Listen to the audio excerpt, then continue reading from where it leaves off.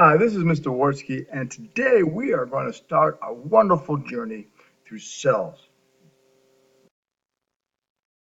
So, the cell theory in 1665, Robert Hooke, who was an Englishman, used an early light microscope to look at thin section of cork, which is the bark from the cork tree. Under the microscope, cork seemed to be made of thousands of tiny empty chambers. Hooke called the chambers cells, after the rooms of monks that were called cells. So these cells resembled the monk cells. 1855, it was clear that the cells were the basic units of life, and the cell theory was born. Now, the cell theory was developed by Lorenz Oken, and the cell theory states that one, all living things are made of cells.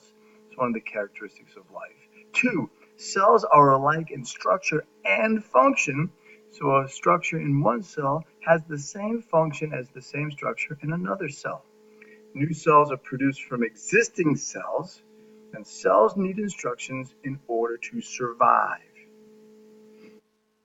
Now remember to hit pause every time you need to. Now, the levels of organization in multicellular organisms go like this. Cells, which are the smallest part of the body, get together to make up tissues. Different tissues will combine to form organs. Different organs will combine to form organ systems, and the different organ systems will combine to form the organism. So from smallest to biggest, it goes from cells, tissues, organs, organ systems, and organism. Here's the first quiz. What are the four parts of cell theory? Four. And what are the levels of organization from cells to organisms? Remember, hit pause if you need to. I suggest you hit pause. Now, there are two types of cells. Cells all fall into two categories. Either they're prokaryotic or eukaryotic.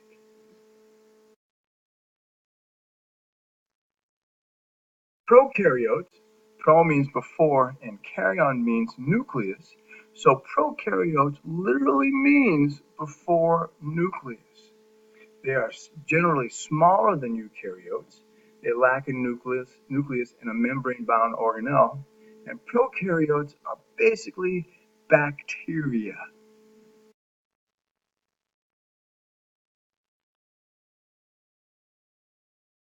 Prokaryotes store their genetic material in a circular DNA molecule called a nucleoid, and they have a cell wall which is made of peptidoglycan. That sounds like a big word, but peptido means protein and glycan means carbohydrate. So their cell wall is made of protein and carbohydrates that are linked together.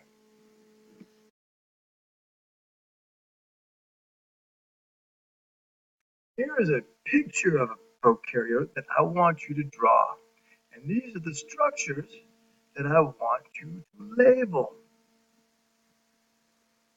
Now, what do they do?